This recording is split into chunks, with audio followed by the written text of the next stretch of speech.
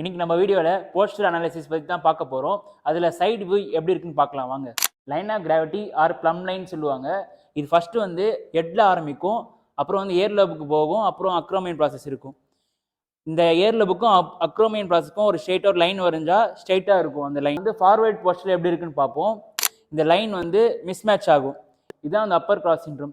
இதில் மோஸ்ட் காமனாக எதில் பார்க்கலாம்னா IT workers, mobile phone use பண்ணுறவங்க இந்த ஃபார்வேர்ட் போஸ்டர் ஆகும். இங்கே இருக்கிற கிராஸ் மசில்ஸ் டைட் ஆகும், இங்கே இருக்கிற கிராஸ் மசில்ஸ் வீக் ஆகும். இப்போ இந்த சப்ஆக்சிபிடல் மசில்ஸ் வந்து டைட் ஆகும், பெக்டோரலிஸ் மேஜர் மசில்ஸ் டைட் ஆகும். இந்த கிராஸில் வந்து வீக் ஆகும். நெக் ஃப்ளெக்ஸர் மசில்ஸ் வீக் ஆகும், அப்புறம் லோயர் ட்ரபீசியஸ் மசில்ஸ் எல்லாமே வீக் ஆகிடும். ஷோல்டர் லெவல் அசஸ் பண்ண போகிறோம். இப்போ ப்ரொட்ராக்டட் ஷோல்டர் எப்படி இருக்குன்னு பார்ப்போம். நம்ம இந்த ப்ரொட்ராக்டட் ஷோல்டர்லேயும் இந்த லைன் வந்து மிஸ்மேட்ச் ஆகும். இதில் என்ன ஆகுதுன்னா உங்களுக்கு வந்து இந்த ஷோல்டர் வந்து இன்டர்னல் ரொட்டேட்டர் டைட் ஆகும், ப்ளஸ் வந்து ஷோல்டர் மூவ்மெண்ட் இப்படி பண்ணும்போது நீங்கள் இந்த ஷோல்டரில் வந்து பெயின் வரும். அதுக்கப்புறம் வந்து உங்கள் அப்பர் பேக்லேயும் வந்து பெயின் வரும். உங்கள் தொராசிக் கைப்போட்டிக்கை வந்து அசஸ் பண்ணுறதுக்கு லைன் ஆஃப் கிராவிட்டி இப்படி போகும், ஆன்டீரியராக போகும். கைப்போட்டிக் போஸ்டர் வந்து அதிகமாகச்சுன்னா என்னன்னு பார்ப்போம். கைப்போட்டிக் போஸ்டர் அதிகமாகும் போது போஸ்டீரியர் கர்வ்ல கான்வெக்சிட்டி வந்து அதிகமாகும். கைப்போட்டிக் போஸ்டரில் அதில் என்ன ஆகுதுன்னா க்ரௌச் சிட்டிங்கில் ரொம்ப நேரம் உட்காந்துட்டே இருந்தீங்கன்னா இந்த போஸ்டர் ஆகிடும். இது ஆகும்போது சிவியராக உங்களுக்கு வந்து அப்பர் பேக்ல வந்து பெயின் வரும். லைன் ஆஃப் கிராவிட்டி வந்து லம்பார் வெட்டர் பேக்கு போஸ்டீரியர் தான் ஆகும். எக்ஸசிவ் லார்டோஸில் இருக்கும் போது இன்னும் கொஞ்சம் வந்து லார்டோட்டிக் கர்வ் அதிகமாகிடுச்சுன்னா அப்டாமல் மசில்ஸ் வந்து வீக்னஸ் ஆகிடும்.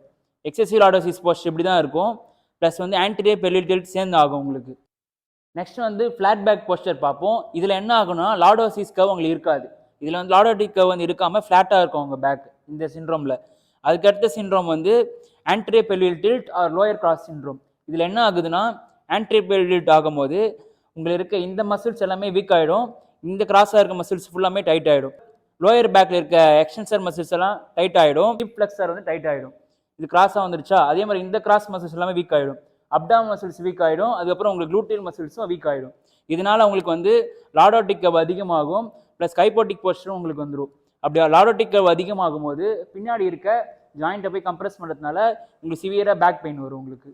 லைன் ஆஃப் கிராவிட்டி வந்து நீ ரீஜனில் ஆன்டீரியராக போகும். இப்போ வந்து ஃப்ளெக்ஸ்டு நீ போஸ்டரில் எப்படி இருக்குன்னு பார்ப்போம். இந்த ஃப்ளெக்ஸ்டு நீ போஸ்டரில் லைன் ஆஃப் கிராவிட்டி வந்து பின்பக்கமாக போகும். அப்படி ஆகும்போது என்ன ஆகும்னா நீ ஃப்ளெக்ஸர் மசில்ஸ் ஃபுல்லாமே டைட் ஆகிடும், நீ எக்ஸ்டென்சர் குவாட்ரிசெப் மசில்ஸ் எல்லாமே வீக் ஆகிடும். இதில் எதில் பார்க்கலாம்னா நம்ம போஸ்ட் ஆப்ரேட்டிவ் கேஸில் வந்து இந்த மாதிரி ஃப்ளெக்ஸ்டு நீ போஸ்டர் பார்க்கலாம். அப்படி இல்லைனா வந்து ஸ்பாஸ்டிக் கண்டிஷனில் இந்த கேஸ் பார்க்கலாம், நீ ஃப்ளெக்ஸ்டு போஸ்டர். இந்த நீ ஃப்ளெக்ஸ்டு போஸ்டரை வந்து செரிபிரல் பால்சி கண்டிஷன் பார்க்கலாம். நெக்ஸ்ட் போஸ்டர் என்னன்னா ஹைப்பர் எக்ஸ்டெண்டட் நீ. ஹைப்பர் எக்ஸ்டெண்ட் நீ போஸ்டர் வந்து லைன் ஆஃப் கிராவிட்டி ரொம்ப ஆன்டீரியராக போயிடும். இதில் என்ன ஆகுதுன்னா ஹாம்ஸ்ட்ரிங் மசில்ஸ் வீக் ஆகிடும், நீ ஜாயிண்ட்டுக்கு அதிகமாக ஸ்ட்ரெஸ் போயிட்டு நீ பெயின் நிறைய வரும் உங்களுக்கு. இப்போ லைன் ஆஃப் கிராவிட்டி ஆன்டீரியர் வியூவில் எப்படி பாஸ் ஆகுதுன்னு பார்க்கலாம். இப்போ லைன் ஆஃப் கிராவிட்டி வந்து ஃபோர்ஹெட்டுக்கு சென்டராக பாஸ் ஆகும், அதுக்கப்புறம் நோஸுக்கு சென்டராக பாஸ் ஆகிட்டு சின்னுக்கு சென்டராக பாஸ் ஆகும். உங்கள் ஜிப்பாய்ட் ப்ராசஸ் எங்கே இருக்கும் அங்கே பாஸ் ஆகிட்டு டிக்கர் ஸ்டேஜில் பாஸ் ஆகும். கடைசியாக வந்து உங்கள் 2 டோக்கு சென்டராக லைன் ஆஃப் கிராவிட்டி கீழே போய் முடியும். இது நார்மலாக இருக்கிறது. இப்போ நம்ம என்ன செக் பண்ணணும்னா அவங்கள இயர் பார்க்கணும், அவங்கள ஐஸ் வந்து சிமெட்ரிக்கலாக இருக்கான்னு பார்க்கணும், அதே மாதிரி இயர் சிமெட்ரிக்கலாக இருக்கான்னு பார்க்கணும்.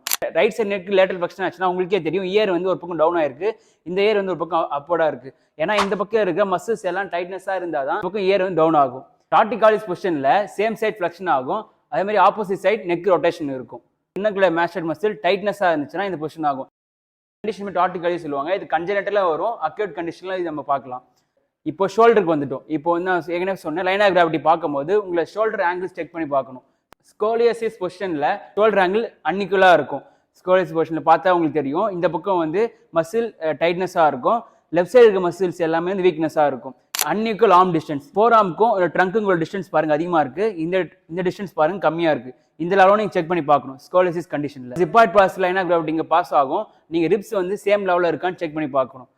அதுக்கப்புறம் umbilicus line of gravity pass ஆகும்போது உங்களோட ஏஎஸ்ஐஎஸ் லெவல் செக் பண்ணி பார்க்கணும்.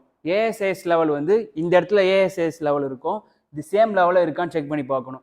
ஒன்று மேலே ஒன்று கீழே இருந்துச்சுன்னா அவங்களுக்கு வந்து பெல்விக் கை கீழே ட்ராப் ஆகிருக்குன்னு அர்த்தம், இதனால அவங்களுக்கு பேக் பெயின் வரலாம். கண்டிஷனில் இது வேஸ்ட் ஆங்கிள் வந்து அப்நார்மலாக இருக்கும். காண்டிலுக்கும் லைன் ஆஃப் கிராவிட்டிக்கும் உள்ள டிஸ்டன்ஸ் செக் பண்ணி பார்க்கணும். ரைட் அண்ட் லெஃப்ட்டுக்கு சேம் லெவல் இருந்துச்சுன்னா நார்மல், இல்லைனா அவங்க நீ போஸ்ட் வந்து அப்நார்மலாக இருக்குன்னு அர்த்தம்.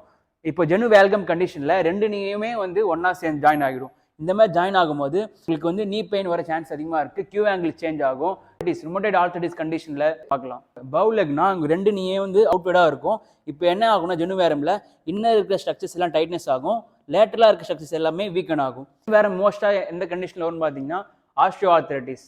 அந்த கண்டிஷனில் தான் என்ன ஆகும்னா இப்போ உள்ள இருக்க அடக்டார் மசில் எல்லாமே டைட்னஸ் ஆகிடும், அப்டக்டார் மசில் கொஞ்சம் வீக்காக இருக்கும் அவங்களுக்கு. பெட்டலா வந்து மீடியலாக ஃபேஸ் ஆகிருக்குன்னா அவங்களுக்கு மீடியல் டிபியல் டார்ஷன் இருக்குன்னு அர்த்தம். அதே பெட்டலா வந்து லேட்டரலாக ஃபேஸ் ஆயிருந்துச்சுன்னா அவங்களுக்கு லேட்டரல் டிபியல் டார்ஷன் இருக்குன்னு அர்த்தம். ஃபேஸ் பிளானர்ஸ்னா ஃபுட் ஃப்ளாட்டாக இருக்கும். இப்போ என்னன்னா மீடியல் மேலியஸ் வந்து அவங்களுக்கு கீழே இறங்கி இருக்கும். ஏன்னா ஆர்ச் வந்து கொலாப்ஸ் ஆகிறதுனால உங்களோட மீடியல் மேலியஸ் வந்து கீழே இருக்கும், அதனால உங்களுக்கு ஃபுட் வந்து ஃப்ளாட் ஆகும். இதனால ஃபுட் ஃப்ளாட்னாலே உங்களுக்கு ஜெனுவேல்கம் வரலாம். ஜெனுவேல்கம் வந்துச்சுன்னா உங்களுக்கு கியூ ஆங்கிள் சேஞ்ச் ஆகும். கியூ ஆங்கிள் சேஞ்ச் ஆகிறதுனால உங்களுக்கு காண்ட்ரோமலேஷியா பெட்டலா நீ கண்டிஷன் உங்களுக்கு வர சான்ஸ் இருக்கு. பேஸ் கேவஸ்னா உங்களுக்கு ஆர்ச் வந்து ஐ ஆர்ச்சாக இருக்கும். நியூரோமஸ்குலர் டிஸார்டர் கண்டிஷனில் பேஸ் கேவஸ் பார்க்கலாம். பேஸ் பிளானர்ஸும் அதே மாதிரி நியூரோமஸ்குலர் கண்டிஷனில் பார்க்கலாம். எங்களோட way of content and execution உங்களுக்கு பிடிச்சிருந்ததுன்னா மறக்காம லைக், ஷேர், சப்ஸ்கிரைப் பண்ணிடுங்க. தேங்க்ஸ் ஃபார் வாட்சிங்.